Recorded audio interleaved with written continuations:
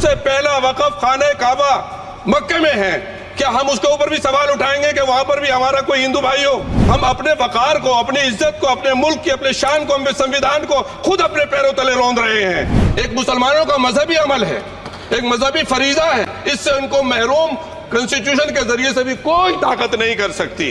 Sir, ये हम बहुत बड़ी गलती करने जा रहे हैं, जिसका खुमियाजा हमें अभी नहीं सदियों तक हम भुगतते रहेंगे। श्री मोहिबुल्लाह। बिस्मिल्लाहिर्रहमानिर्रहीम।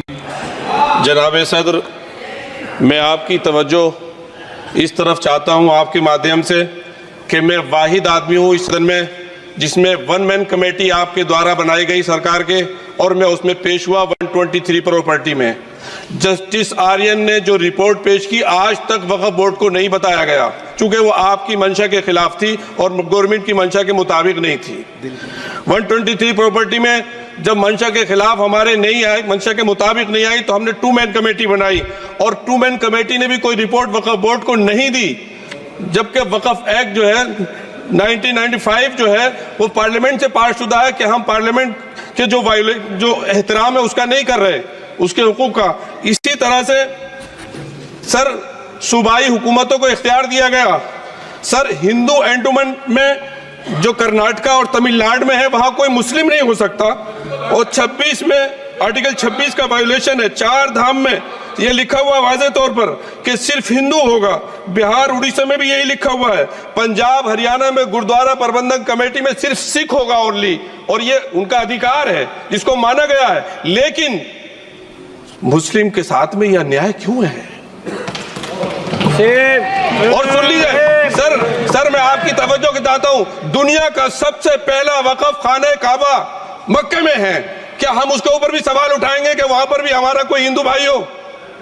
हम अपने वकार को, अपनी इज्जत को, अपने मुल्क की, अपने शान को, अपने संविधान को खुद अपने पैरों तले रौंद रहे हैं। और वक़फ़ एक मुसलमानों का मजहबी अमल है, एक मजहबी फरीजा है, इससे उनको महरूम कॉन्स्टिट्यूशन के जरिए से भी कोई ताकत नहीं कर सकती। सर, ये हम बहुत बड़ी गलती करने जा रहे हैं, जिसका खुमियाजा हमें अभी नहीं सदियों तक हम भुगतते रहेंगे, क्योंकि हम खुद अपने कॉन्स्टिट्यूशन को, संविधान को, उसकी पामाली कर रहे हैं। अगर हमें इस सिलसिले में, मैंने सर पूरा मैंने उसको मध्यम से पढ़ा है, और मैंने पूरी 40 तरामीम जो उसमें गलत है उसको लिखकर जो है वो मैं लेकर आया हूँ। सर, इसके जरिए से सरकारी अमले को बाज़ाब्ता तौर पर यह हक आखिर तो कलेक्टर को दिया जा रहा है, सर्वे कमिश्नर के इख्तियारात खत्म किए जा रहे हैं। आखिर सर्वे कमिश्नर भी तो गवर्नमेंट ऑफ इंडिया का होता है। सर, ऐसे कैसे कर सकते हैं हम?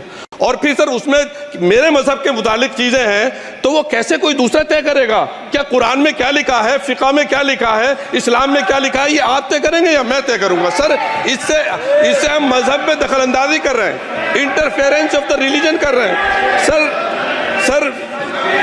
सर, इस तरह के कवानीन से मुल्क की शाख को नुकसान पहुंचेगा।